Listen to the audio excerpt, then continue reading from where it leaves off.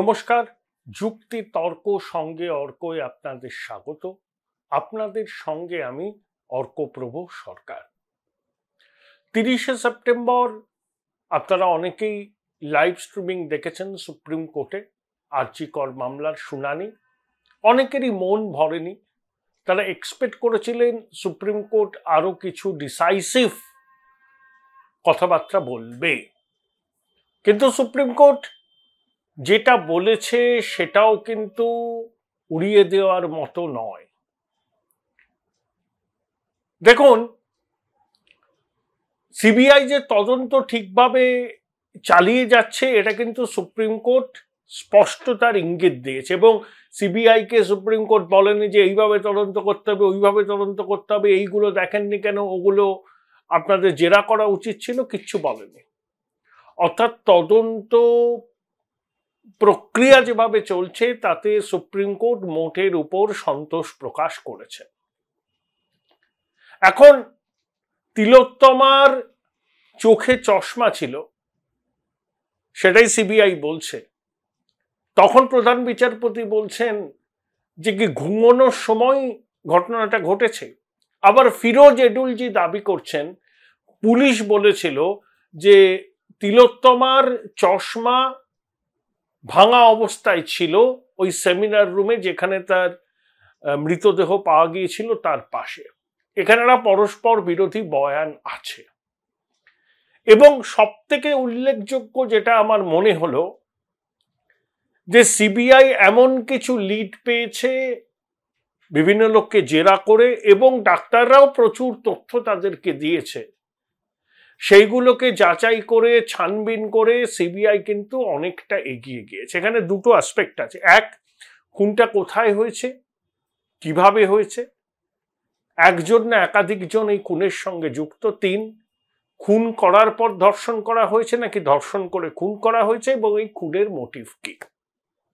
ফিরোজ এডুলজি আর একটা কথা বলেন যে প্রায় 22 বছর আগে চন্দন সেন বলে একজন চিকিৎসক রানাঘাট মেডিকেল কলেজে ছিলেন, তিনি খুন হয়েছিলেন ওষুধ পাচার চক্র, মানে বাংলাদেশে ওষুধ পাচার হয়ে যাচ্ছে। আপনাদের অনেকের মনে আছে যে 2001 সালে সম্ভবত ওই আরজি করেই একজন জুনিয়র ডাক্তারের রহস্য মৃত্যু হয়েছিল। তার হোস্টেলের রুম থেকে তার সিলিং ফ্যান থেকে তাকে ঝুলন্ত অবস্থায় পাওয়া গিয়েছিল। সেটা খুন না আত্মহত্যা এখনো ক্লিয়ার নয়। সিআইডি তদন্ত করেছিল, কিন্তু অস্পষ্টতা আছে।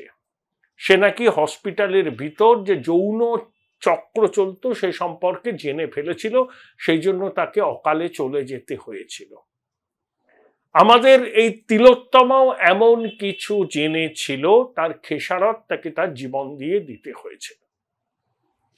দেখুন, বেশ কয়েকজনের নাম শোনা যাচ্ছে, জুনিয়র ডাক্তাররা বলেছেন, অন্যান্যরাও বলেছেন। ইন্দিরা জয় সিং বলেছেন সিবিআই কে 4টে নাম দেয়া হয়েছে, আরো 2টো দেয়া হবে।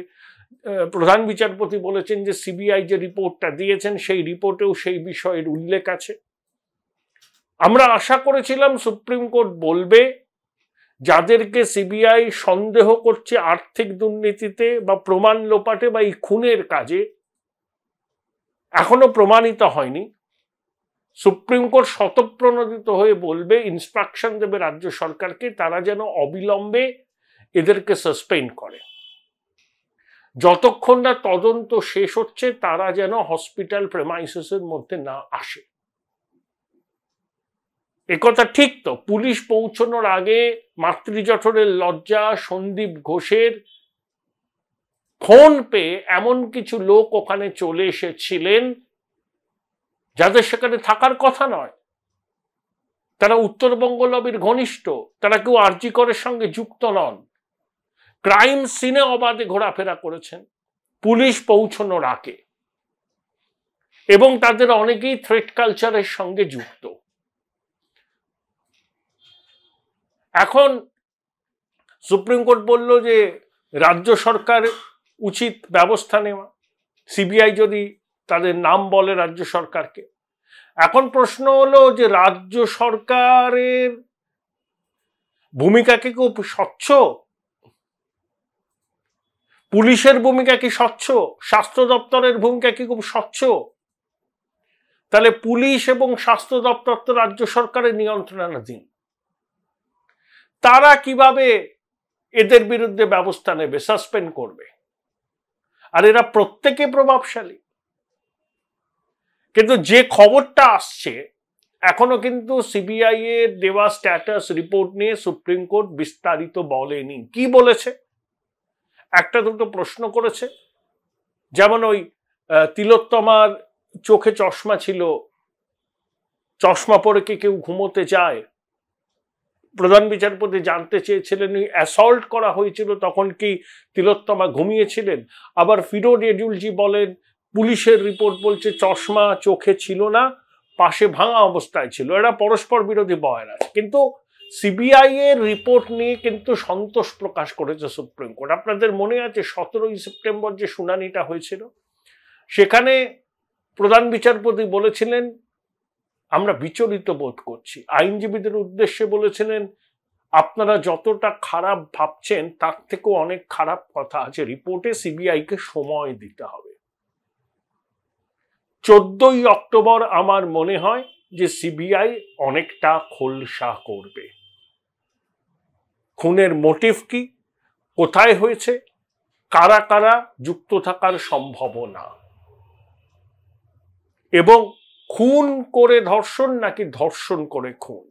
দেখুন, ধর্ষণ করে খুন হলে ভারতীয় ন্যায় সংহিতায় শাস্তির একটা বিধান আছে, কিন্তু মৃতদেহের সঙ্গে কেউ যদি ধর্ষণ করে বা সহবাস করে, সেই অপরাধের কি শাস্তি ভারতীয় ন্যায় সংহিতায় বোধহয় স্পষ্ট করে তার উল্লেখ নেই। অন্তত উল্লেখ থাকলেও আমার জানা নেই। এবং এটা যে গভীর ষড়যন্ত্র, এটা সুপ্রিম কোর্ট মেনে নিয়েছে এবং ইঙ্গিতটা দিয়েছে যে পরবর্তীকালে তারা সরকারি হসপিটালে, সমস্ত হসপিটালে যে দুর্নীতির চক্র চলছে বলে অভিযোগ, সেই চক্রের সুলুক সন্ধান করতে সিবিআইকে পুরো তদন্তভার দেবে। কিন্তু এই মুহূর্তে তারা দিচ্ছে না। সেটা যদি এই মুহূর্তে সিবিআই এর ঘাড়ে বর্তায়, সিবিআই এই তদন্ত শেষ করতে পারবে না। অর্থাৎ দের ইজ সিলভার লাইনিং। এবং ধরুন করুণা নন্দী, ইন্দিরা জয় সিং, বৃন্দা গ্রোভার, তারা সওয়াল করেছেন, ঠিক আছে, কিন্তু তাদের অনেক বেশি অ্যাসার্টিভ হওয়া উচিত ছিল আমার মতে সাগর দত্তের ঘটনাটা নিয়ে। চাঁদ সদাগরের মনসা পুজো করার মতো কেউ কি হুমায়ুন কবিরের হুমকি দেওয়ার বিষয়টা উল্লেখ করেছিলেন?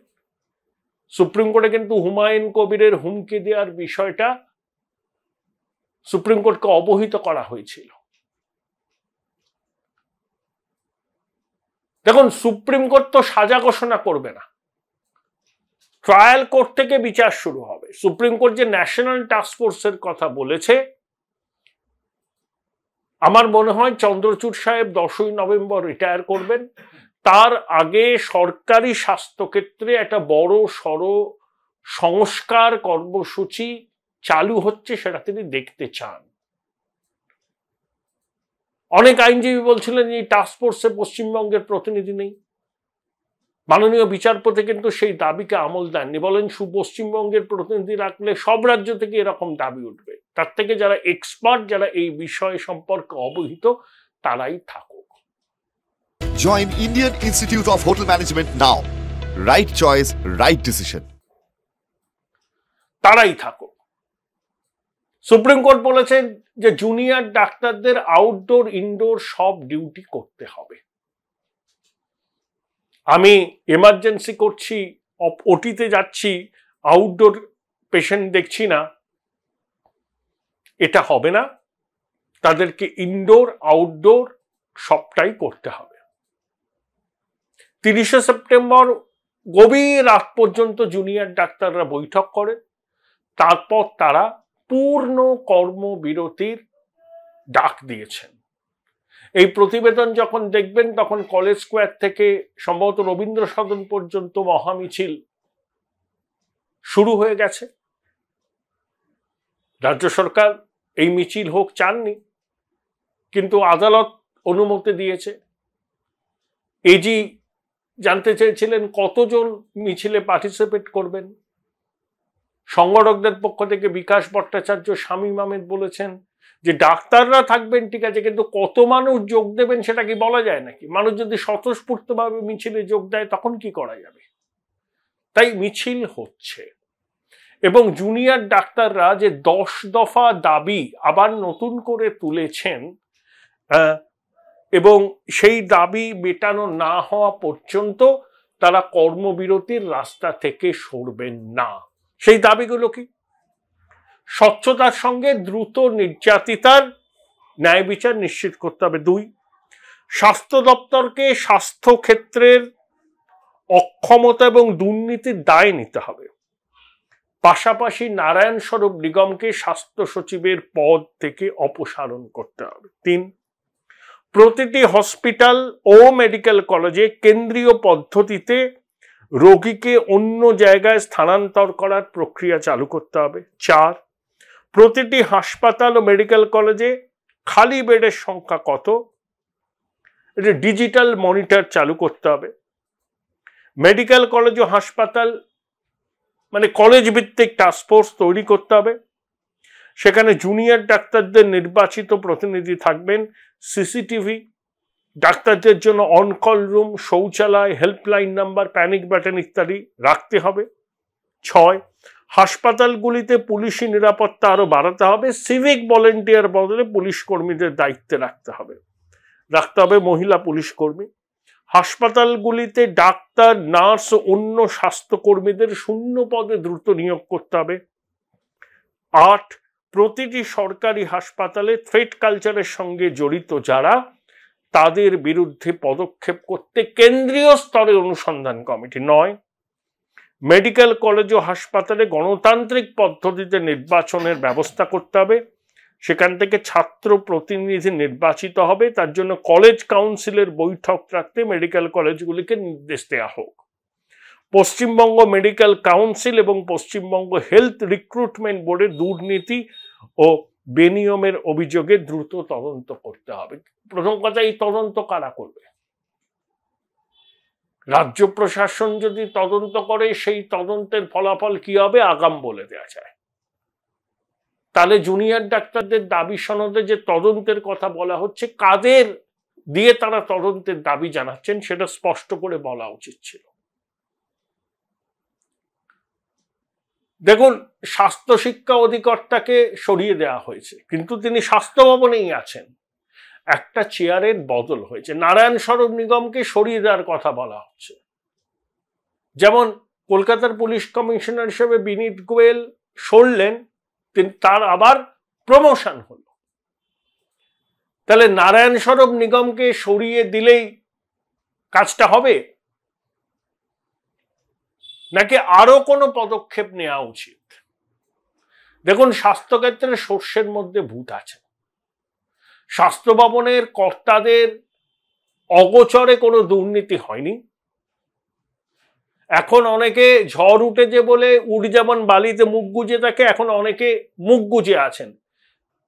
একদিন তো ঝড় থেমে যাবে, পৃথিবী তো আবার শান্ত হবে, তখন দেখবেন এই দুর্বৃত্তরা আবার বেরিয়ে উঠছে, আবার মাথা চাড়া দিচ্ছে।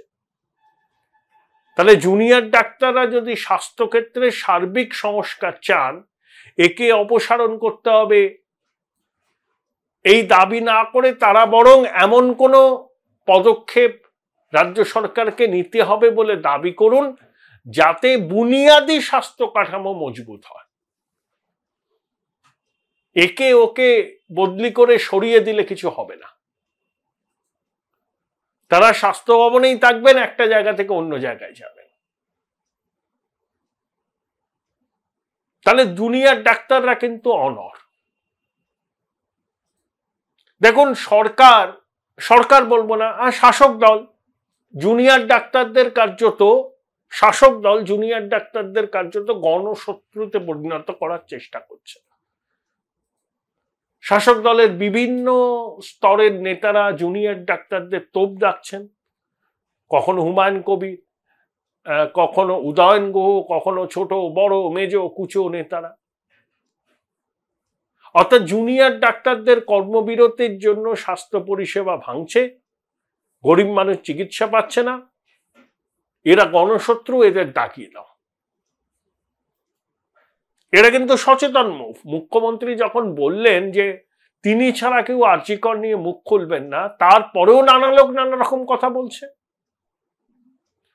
কারণ মুখেই তো লাগাম পরানো যায়নি। অর্থাৎ মুখ্যমন্ত্রী বলেছেন সংবাদ মাধ্যমের সামনে, ঠিক আছে, কিন্তু শাসক দলের নেতারা যখন বলকাহীনভাবে ডাক্তারদের উদ্দেশ্যে কটু মন্তব্য করছেন, তখন তাদের নিরস্ত করার কোনো চেষ্টা হচ্ছে না। অর্থাৎ শাসক দলের একটা অংশ এটাকে মদত দিচ্ছে। এটা ভাবলে পরে তো অন্যায় হবে না। শাসক দল যদি আন্তরিকভাবে চাইতো যে কেউ আন্দোলনরত ডাক্তারদের বিরুদ্ধে কথা বলবে না, বললেই ব্যবস্থা নেওয়া হবে, তাহলে দেখতে না এই ধরনের কথা হতো না। কিন্তু শাসক দল সেটা করছে না। অর্থাৎ ডাক্তারদের, মানুষের দুর্ভোগের জন্য ডাক্তাররা দায়ী, এই ধারণাটাকে তুলে ধরার চেষ্টা করা হচ্ছে। সিম্পল, আর কিছু নয়। দেখুন, সুপ্রিম কোর্ট বলেছে 50% কাজও তো হয়নি, যে যে কাজগুলো তারা করতে বলেছিল সুরক্ষার জন্য। সরকার বলছে বন্যা টেন্ডার, সেই জন্য দেরি হচ্ছে। আরে আপনি ওয়ার ফুটিং এ করলে 7 দিনের মধ্যে করতে পারতেন। প্রথম কথা, এতদিন এই বিষয়গুলো কারুর নজরে আসেনি কেন? আরজি করে মাত্র 37টা সিসিটিভি, সাগর দত্তে প্রয়োজনের তুলনায় অনেক কম, থ্রেট কালচার চলছে, চ্যাটজিপিটি গুলো পরীক্ষা,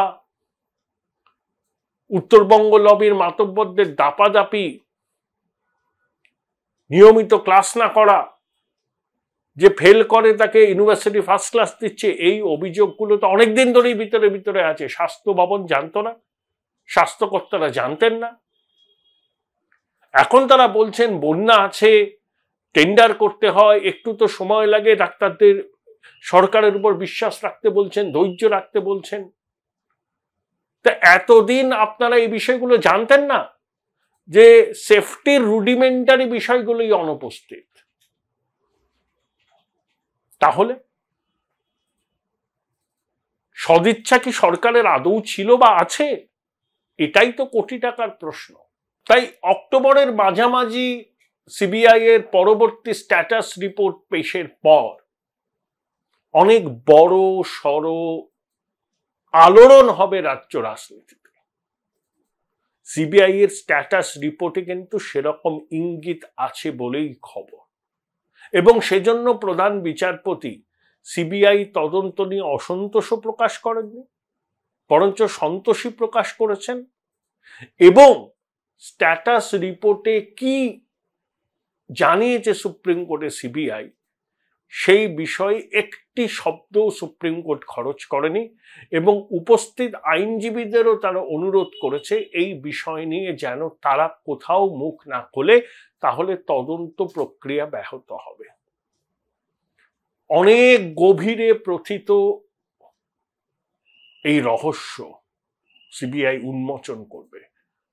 দেখবেন পরবর্তী স্ট্যাটাস রিপোর্টেই আমাদের চক্ষু কর্ণের বিভাগ ভঞ্জন হবে। হ্যাঁ, অবশ্যই আলোড়ন পড়বে, এবং বাংলার রাজনীতিতে একটা বড় সড় বিস্ফোরণ হতেও পারে।